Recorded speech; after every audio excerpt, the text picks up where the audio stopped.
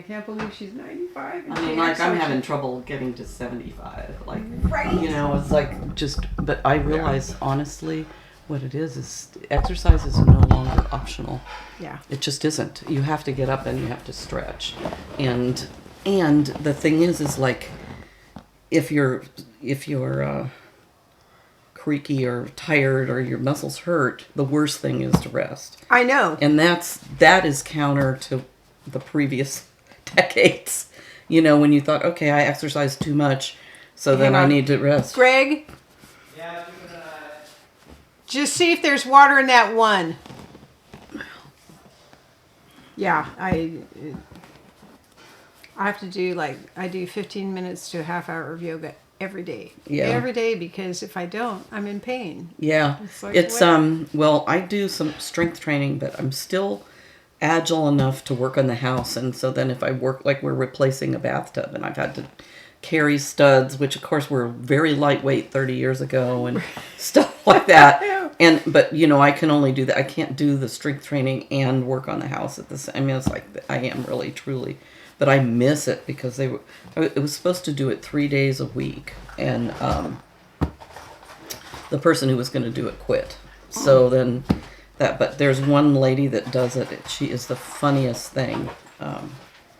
So is this the one that wrote the book? No, this is your brother. Well, you write screenplays. Well, that's writing.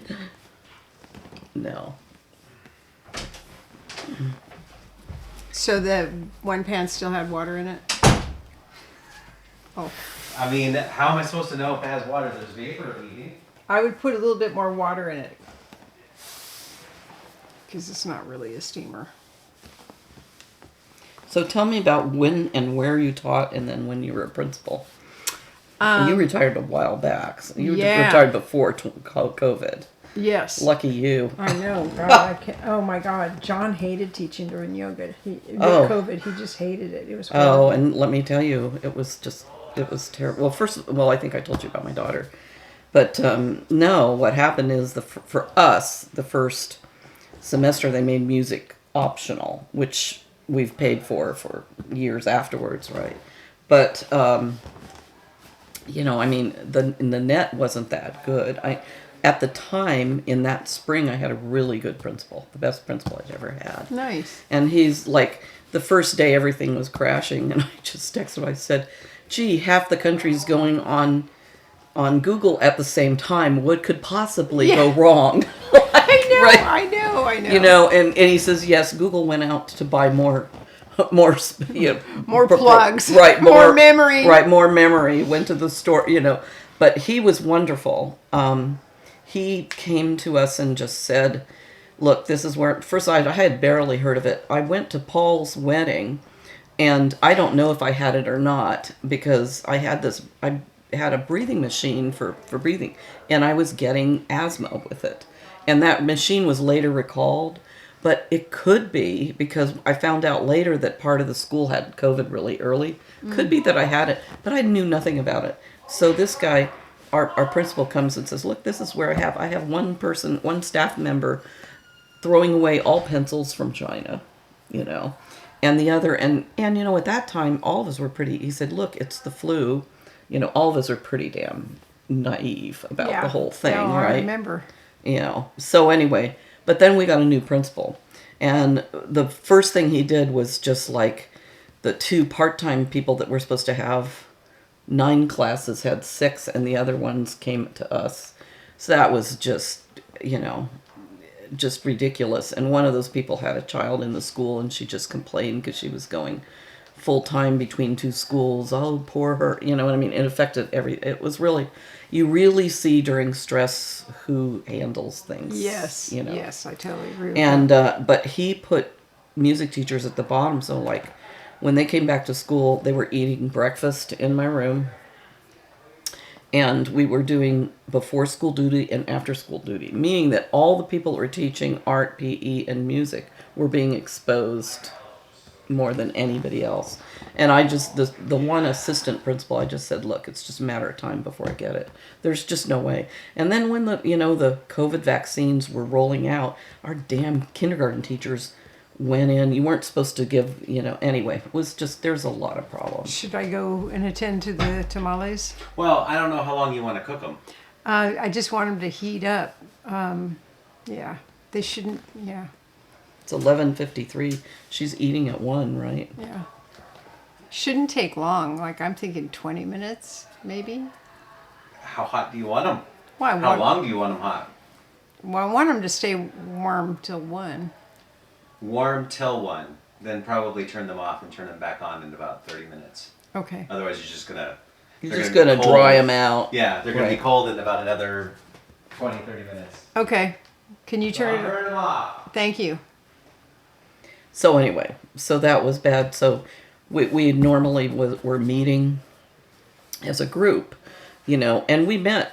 This is elementary school, right? We met to do a lot of different things. One was that when we had duties, we could, coordinate and stuff. But the other thing is, we knew about different students, so we would, communicate. And we were eating lunch every day together with the principal. The other principal we did not see each other for 2 years. Oh my God. Because they gave us so many duties and our thing was so short, we couldn't see each other. So that was just, that was really hard. The school that I was at had 2,000 kids, so there were about 120 teachers. And they each subject area had a building. Yeah. So there was... That was where you were principal? Yeah, Yeah, that was one of the huge. places. Yeah. So there's an English building, there's a science, and there's a math, and there's a PE, and there's visual performing arts. Yeah. And I literally they had 2 lunches, and I would rotate to the different buildings and have lunch with all the staff. It Yeah. would take me 3 days to make it through, and then I'd recycle, and but I would be in there at least 15 to 20 minutes of lunch, and I'd be out with the kids because, you Right. have to kind of... Yeah, of course. They need to know who you are, too. Did you see the meme that I put up? I don't think so. It's about Tim Walz, and they said people are asking Tim Walz why he looks so old because he's actually 60. He's the same. And he said, well, I did lunch duty for high schools for 20 years. He said anybody would lose their hair over that. Yeah, it was like there were some so really true. Yeah, I know there were some interesting kids. There was this one guy, and he was a very handsome jock who thought he ran the school. And This is a teacher? No, this is a kid. Student, yeah. And I'm standing over by the lunch line because sometimes it could get a little squirrely. And we had a cafeteria that was to die for. It was like a restaurant. Like you could have Chinese food, wow. you could have Italian food. It was just amazing. What city is this? Roseville? Or? No, this is West Sac. And so I'm over in the line, and he's cutting, and I said, "No, actually, you need to go To the end of the line. To the end of the line." He goes, "No, who are you?" And I said, "Well, I'm your principal, and I'm telling you, you need to go to the end of the line." And he's like, "Okay, whatever." So then he goes, and I turn my back, and I'm talking to someone else. He goes and now back all of a in. sudden, Yeah. I stood by him the whole entire lunch till he was the last one served. Yeah. He never did it again, but he just thought, well, I'm all that in a bag of chips. Bully. Yeah, Yeah. I don't have to do what you tell me. No, really, you do. Yeah. So there were some interesting kids like that. Then it was interesting to see where everyone congregated. So the Hispanic kids were behind the snack bar, and the creative kids, the drama kids, Right, music and drama. all that, they were over by their music building, so that made sense. Yeah. And half the teachers would eat in there, and half the kids would be in with their Right. teachers, which was awesome. I love That was what we did. Yeah. That's how I graduated from high school. Like Yeah. everybody ate outside the music building. Yeah, But so it wasn't that large a school. it was fun watching how everyone interacted in the little niches that they found and how they tried to hide. High schools are mean places to be. They're not friendly. All right, I got questions for you too. Yes. Okay.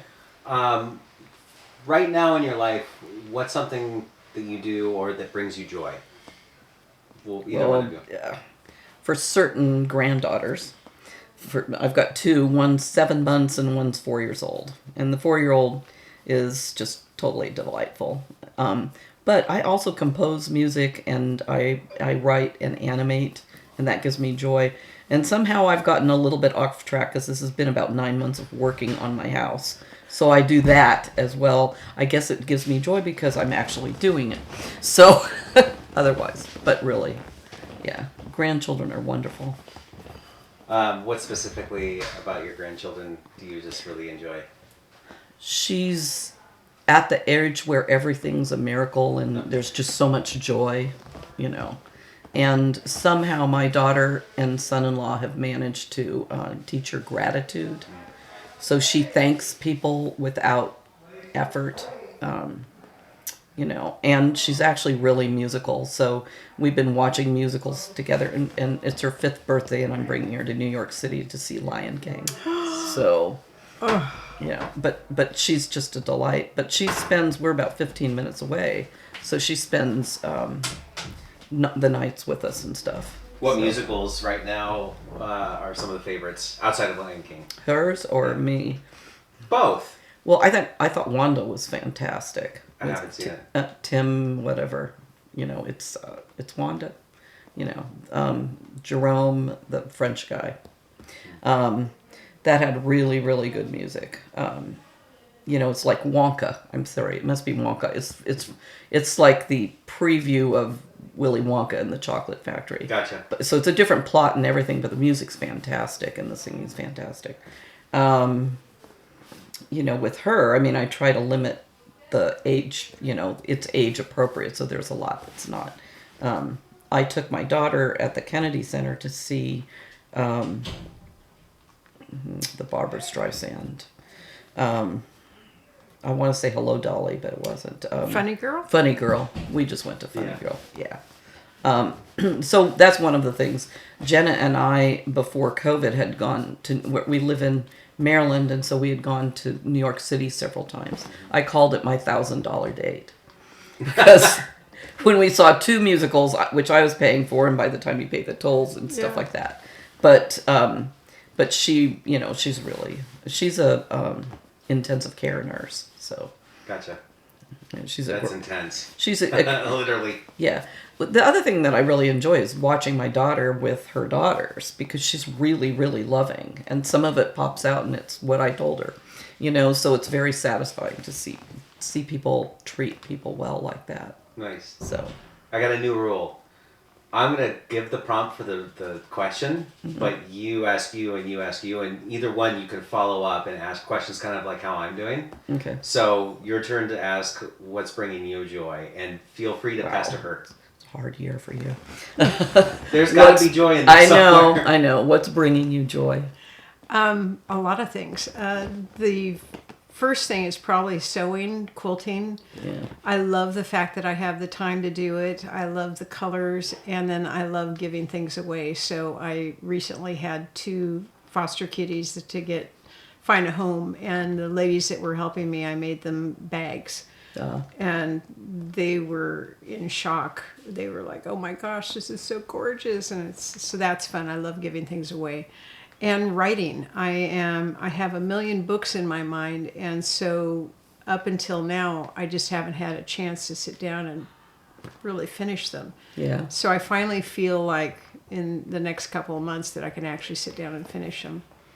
And then my real thing that totally has always filled my soul was providing a safe place for people, whether it was at school for kids or for teachers, and right now it feels like it's for, I want to say elderly, but I think I might be part of that group. Yeah. I'm not sure. Guess what? But I have a bunch of friends that are older that need help in ways that I can help them, and it helps create that safety net around them. Yeah. One friend who, you say technology, she almost has a coronary. How do I turn my phone on? So I'm helping her a lot. So that creates a safe place for her to use something that she's usually really timid about. I worked for decades with people decades younger than me. Mm-hmm. So when I retired 2 years ago, I really have had to adapt to the fact that I'm a senior citizen. But I retired at 72. You know, that ship sailed a while back. Yeah. You know, so just, you know, really facing those things and feeling different things in your body. I mean, it's really a bitch, really. Yeah. It's like, you know, somebody said getting old isn't for sissies. Yeah, it's not. And the other thing is, like, I almost feel like I had to retire so I had enough time to go to doctor's appointments. You know? My friend and I went to a musical. We went to Hair. Oh yeah. And I'm sitting there and I'm looking around and I lean over and go, Lisa, there's a bunch of old people Right, here. absolutely. And she looks at me and she goes, you're kidding, right? Yeah. This is a musical from the 70s and you're old, by the way. And I'm Right. like, oh, yeah. And also, we go to the matinees because they're cheaper. Yes. Like when and you I don't took have to drive at night. right. Jenna, when I took her to see Funny Girl, she was like, "Oh man, everybody's old." Well, yeah, it's like a Thursday afternoon. Mm-hmm. Nobody but nurses and seniors, might have that day off. So, no, that's just adjusting to that. But I do. One of my exercise teachers has a really good sense of humor. This is somebody that taught in a junior college until she retired, and then she realized she actually started specializing in it and really looking to make sure, she'll do exercise with your fingers. I mean, our eyes, and she just makes jokes of it. But, bottom line, one time she said, which I feel is like, if it came to the choice between my body or my mind, I want to keep my mind, which has not always been the case in my family. That's perfect because the next question is, okay. What are you grateful for? Okay, what are you grateful for?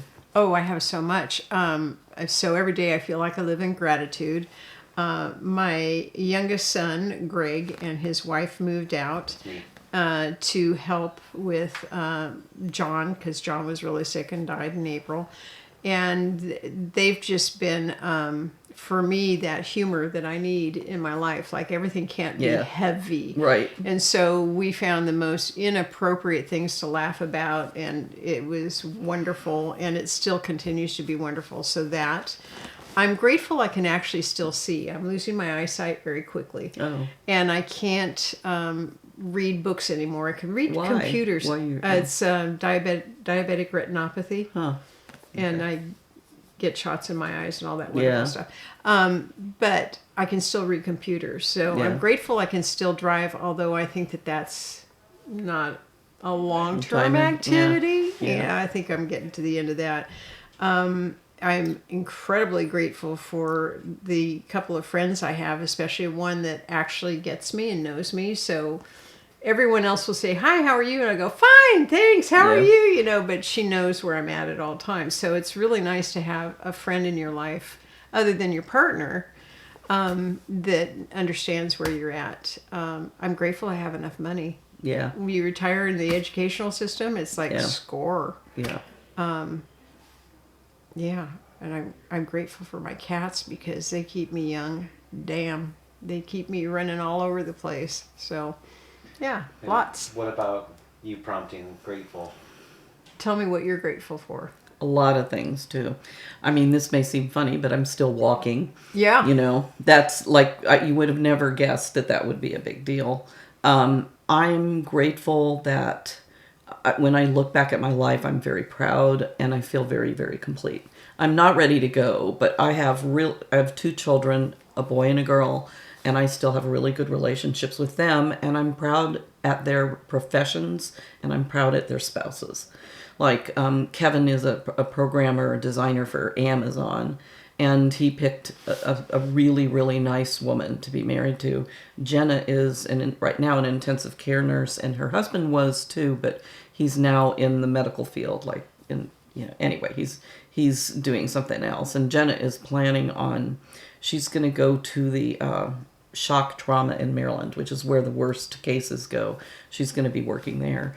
And, I'm grateful that I have some wisdom, like just looking back at this, with the song that I wrote for Edna, I realized, and it was just recently, it's like, do you realize what she did at her age? In that age, she was divorced. She was really poor, and she was a woman working, and she's very well off, and she conquered a man's world, especially hard given how beautiful she is. Yes. So no, she conquered a man's world. So getting back to me, I'm grateful that I have a husband. I have a very loving husband, and we've been married almost 42 years, so it's a long-term relationship. I'm grateful for my son-in-law and my daughter, how they treat my grandchildren, because that would be very painful to watch anything like that. I'm grateful for that I have a retirement too. And I'm sure I don't have as much as you because I went to Maryland and did 20 years in Maryland instead of whatever. But that I do have a retirement. I'm grateful for Social Security because that's primarily what we live on. But, at one point when I had my own music school in Burlingame, I had really no retirement, no nothing. I thought, man, I could end up on the street here when I'm retired, and I'm not. We have a house.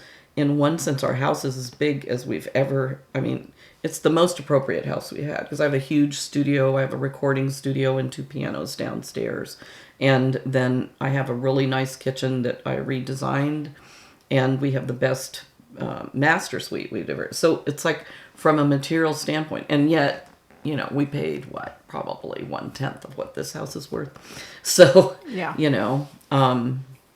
So that, I'm grateful that, I don't know that much about depression, but what I know is that I have never been even close to that.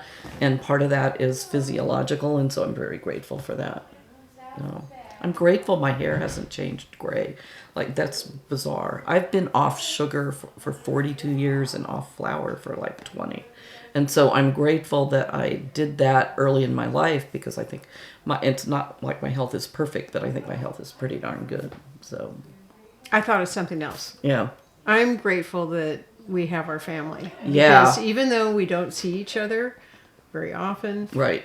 I feel very connected to you. There are a couple cousins I'm really Right. connected to, but in general, all the cousins, because of what our family set up early on, Yep. that we had those wonderful parties with all the cousins running Right. all over the place. It was just, Right.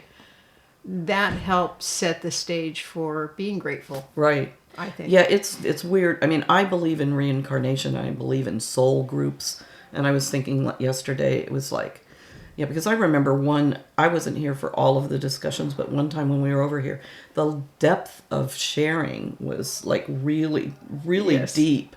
And like we were talking last night about how, we don't see each other, but we know each other are there. If you Yes. said, we have to have, Barbara was saying that. So it's, no, it's very interesting. And I'm grateful for Edna because she's like is it John? It's not John Edwards. She's Edwards. the kingpin. She's the kingpin Yeah. of having kept everybody together, and it's good for her too because she's got the younger generation.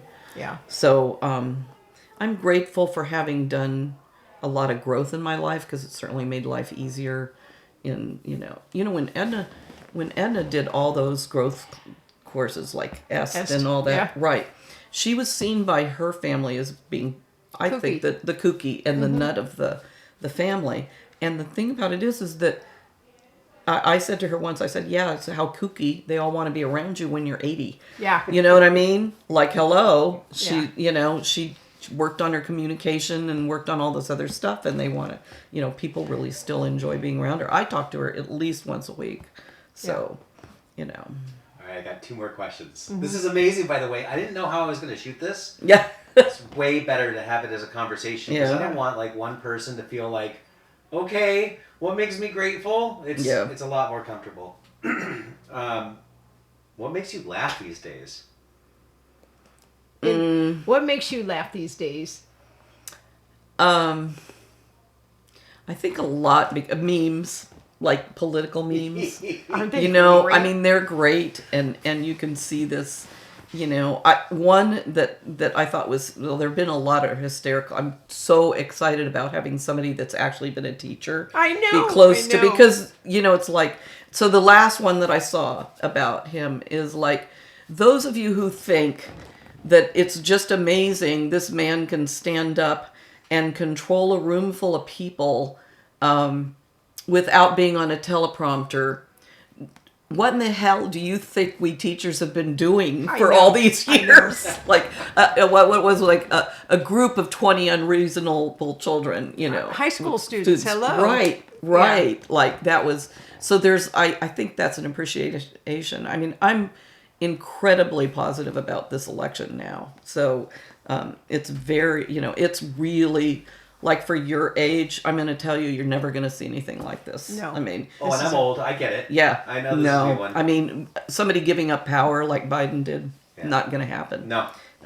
I haven't been this excited since Kennedy, and I was Oh, only what about 10. Obama? I like Well, Obama, I was Yeah. pretty excited about. Yeah. I cried during the inauguration. And I I wanted went to to go the there. inauguration. I'm so Yeah. jealous. I am so jealous. I went to both. Oh, Went to both, and that and must you met. I got goosebumps. You must have been beside yourself. I was, and I was in the wrong place. It was all a comedy of errors, but we finally saw it. I had my daughter, and she brought some people from school who decided that it was a good idea to stay up all night. Oh, fun. Which is like Brilliant. brilliant 20-year-old thinking, right?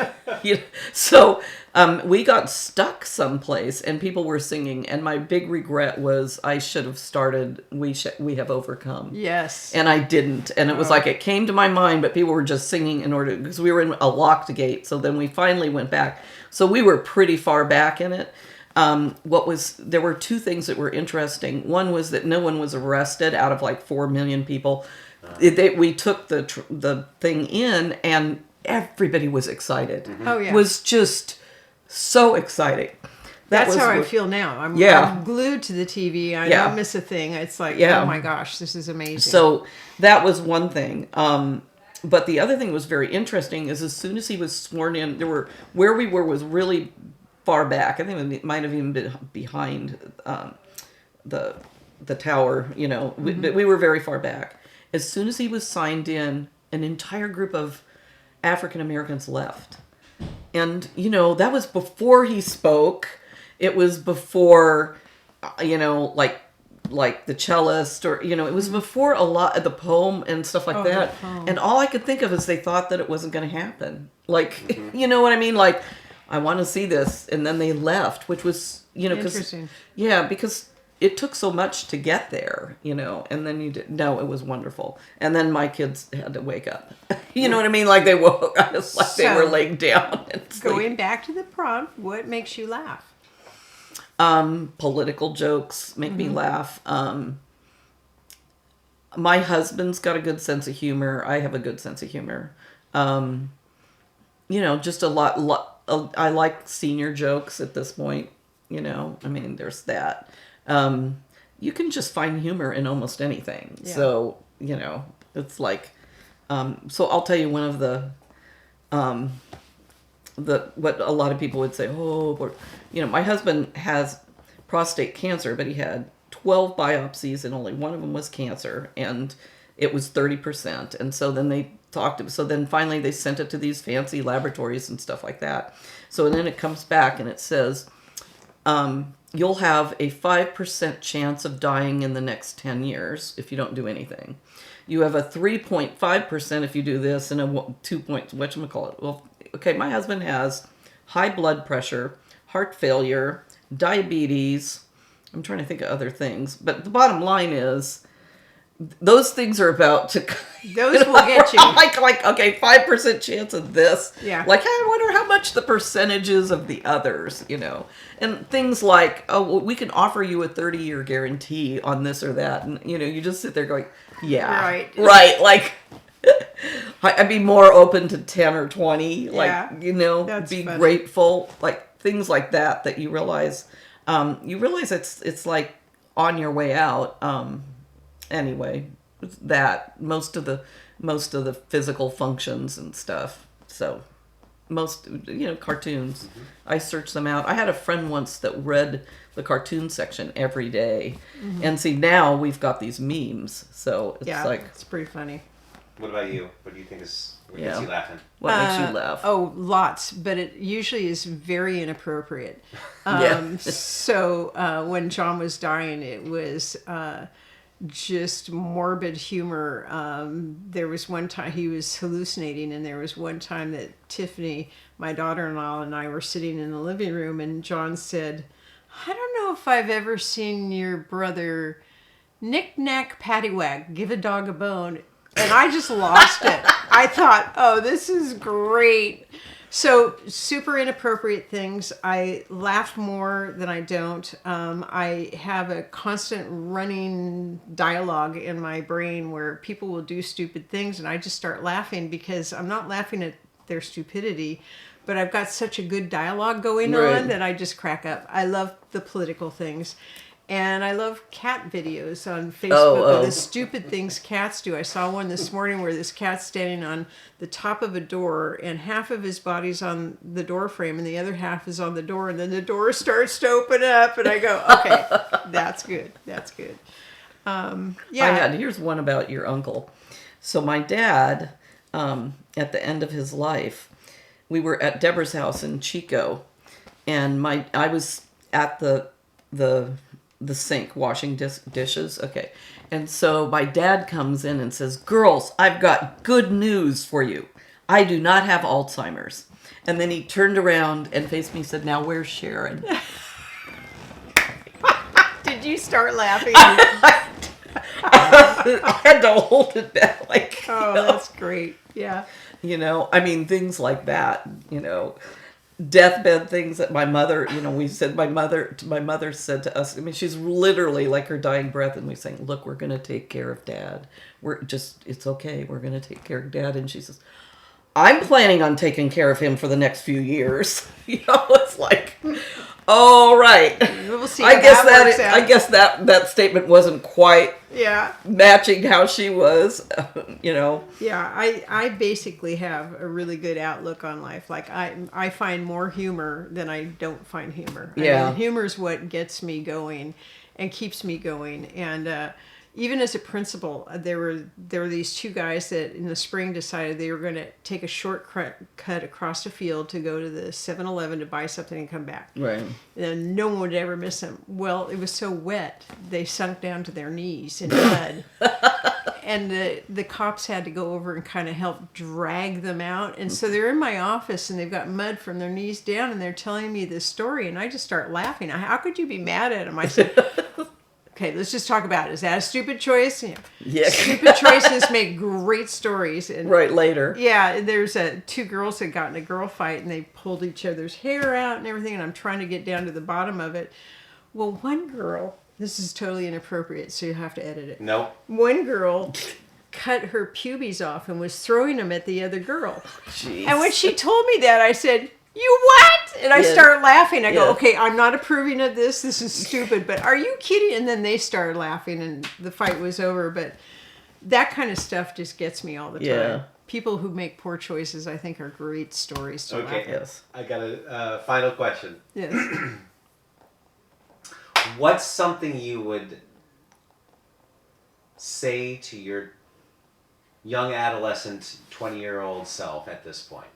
Like, what would you give them as advice if you could go back in time and talk to yourself? Okay. You What don't would have you to say to your necessarily say all that. 20-year-old self if you had to? Boy, do I know the answer to Yeah. this. Number one, don't ever gain a lot of weight because that's going to be really hard on your body. Yeah. And you're going to be surprised at how bad your body feels when you get old. And keep moving. Like, there was a time period where I stopped exercising. Don't do that because the arthritis and all that sets in and it's really hard to get going. So it's that whole take care of your body better than what you think. Because right now you think you can do everything. You'll lose that through time. And you'll lose it faster if you don't pay attention to it. Interesting. So That's I would say, what would you tell your 20-year-old self? at that point, I was in college and stuff like that. I think I would just say everything's going to be okay. Oh, I like You're that. going to get what you want. In all, because for a long time, I wanted to be a concert pianist. And, I went pretty far because I played in international competitions and stuff. So, but I wanted a family and I wanted kids. And I'm really glad I had all that. Nice. And, and financially, things just sort of fell in our lap. Just weirdly, and so it's going to be okay. So I think when I was 20 I was pretty driven to keep practicing. There was a time when I thought, well, if there was an earthquake and everybody died, I'd be fine if my piano was still around. Oh. And that was really a lie. That was just very much a lie, because our family is very, very close to each other. I mean, it would have been unbelievably painful. When I think back to when I was 20, I was married, living in Mexico, and I couldn't read. Well, no, I had started to teach myself how to read. And so I never thought that I never thought about the future. I never knew that there was a future. So when I look back and I see that I've learned how to read, I went to college, I got a master's, I was a teacher, and I was a principal. Those things, if you would have asked me when I was 20, they wouldn't have been a possibility at all. Yeah. It's like, what are you smoking? There is no way this girl's doing that. So I think the surprise, I wouldn't tell my 20-year-old self that, because the exploring and finding those things out and being so surprised and in awe all the time was amazing. That was part of the journey. So yeah, the main thing I still go back to is take care of your body, chick. Yeah. Because holy crap. Yeah. All right. How'd we do? You did great. I mean, of course you did great. So When you've been together as long as, I mean, was it 32 years? Yeah. We're more in love today than we were 30 years ago. Yeah, well, we're older and wiser. Hopefully wiser. Sure. That actually gets me really good with the prompt I have. Can you ask the question, what would you say to your 20-year-old self? Ooh.